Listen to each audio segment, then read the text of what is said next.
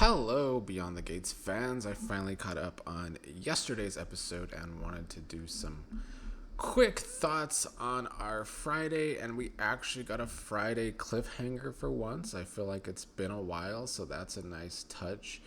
Before we get to that, though, the main topic of discussion still has to be, well, Leslie getting all that money from Barbara's estate and wanting to become a member of the club, of course.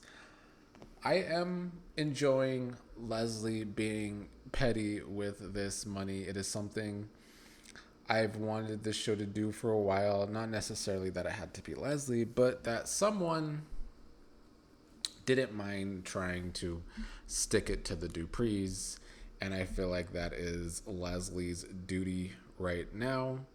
Now, this all coincided with Kat and Chelsea doing their Chelsea Cat bag launch that I guess was also happening at the club.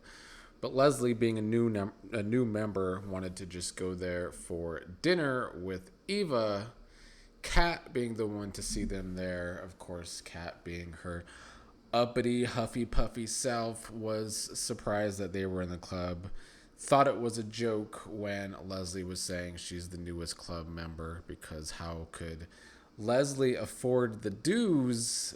But then Tomas had to tell her that Leslie has come upon some money. And Kat, of course, upset that her family hasn't told her any of this yet, because much like the family treats Nicole in not telling her secrets, the show has been painting that Kat is always the last to know some of these things as well. And I enjoyed the look that Eva was giving to Kat when Kat was upset that Tomas was finally telling her this now. Not that that made me feel any kind of way for the Tomas, Eva, and Kat love triangle that I still think sucks. But it was nice to see Leslie and Eva get that kind of one up on Kat there. And then while they're at the club, they of course are talking about Barbara, who Leslie didn't get to know her mother, and Leslie blames the Duprees for what happened to Barbara as well. By the end of the episode, Leslie is talking about how she still blames the Duprees for all the bad things that have happened in her life with the whole Ted situation. And we also saw Leslie confront Bill at the club. I liked when she told Bill from one club member to another that she's not the same scared girl she was in the past.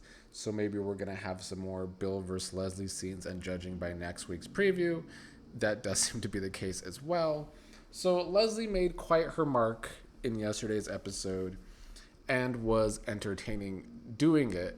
One of the more, I guess, petty things she has done is putting a bid on a house that is across the street from Anita and Vernon. And so she's not only moving beyond the gates, but she is moving right across the street from Anita and Vernon, which I think adds to this now Leslie and Anita rivalry that they're building up. You know, one thing about Leslie, she's been in some rivalries now. We had those early Leslie and Ted scenes with old Ted. That kind of turned to Leslie and Kat. Now Leslie and Anita. I think Leslie and Anita will probably be my favorites of the bunch. I mean, I guess we have Leslie and Nicole too. So yeah, she has a lot of rivals on this show. Now, Naomi and Danny showed up at Anita and Vernon's for the pre-party for Chelsea Cat. And Danny learned about Leslie getting the fortune from Barbara's estate that Anita set up long ago. That's when Vanessa showed up to break the news that Leslie put a bid on across the street. And then Kat arrived upset about not being told about Leslie being the daughter of a long-lost articulate, and now she and Eva have money. This is an interesting dynamic for the character of Kat, because all we've seen from Kat when it comes to Eva is how she's classist and always thinks that's one of the reasons she's better than Eva, or at least that's the way Kat has always come off.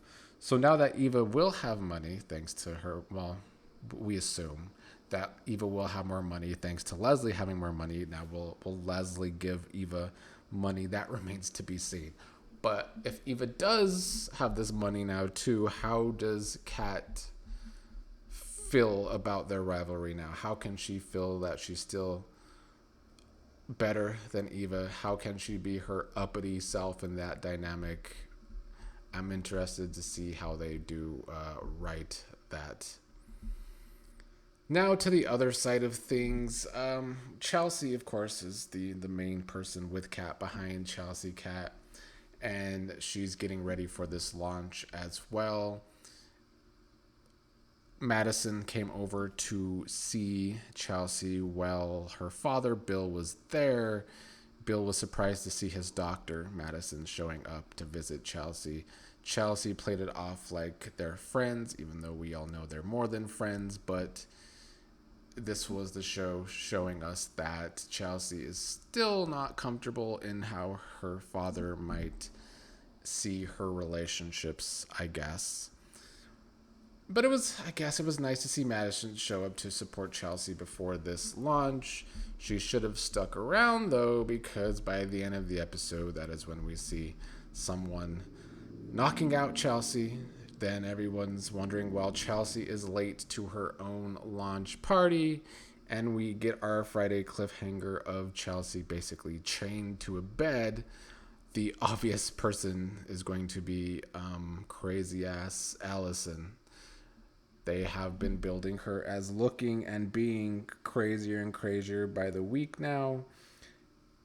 She was giving total stalker vibes for several weeks, and now it seems as though she has had Chelsea kidnapped or did it herself. Will her husband be involved? I guess that's one of the parts of the story that interests me most, is how are they going to explain Allison and her husband's real dynamic? Because as Allison's been telling us, he's the abusive one in their relationship, and she's been trying to escape and get away from him. But at that same time, she's been the one being psycho in regards to basically stalking Chelsea. So will he still be involved with this part of the story? Did she have help in this kidnapping of Chelsea? We'll see.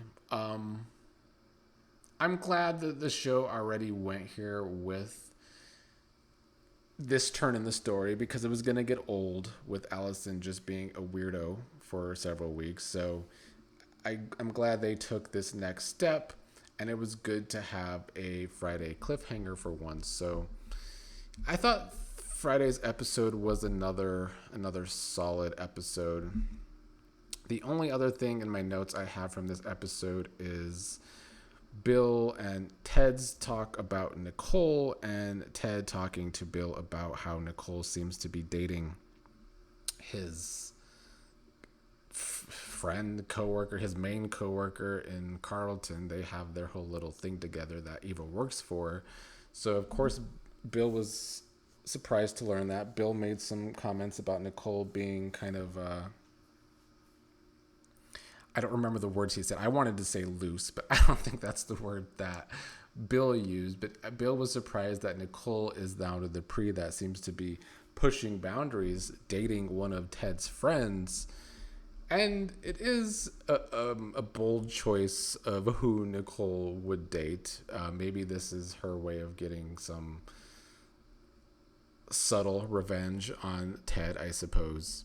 But yeah, Friday's episode, pretty good. I am looking forward to this next week of Beyond the Gates.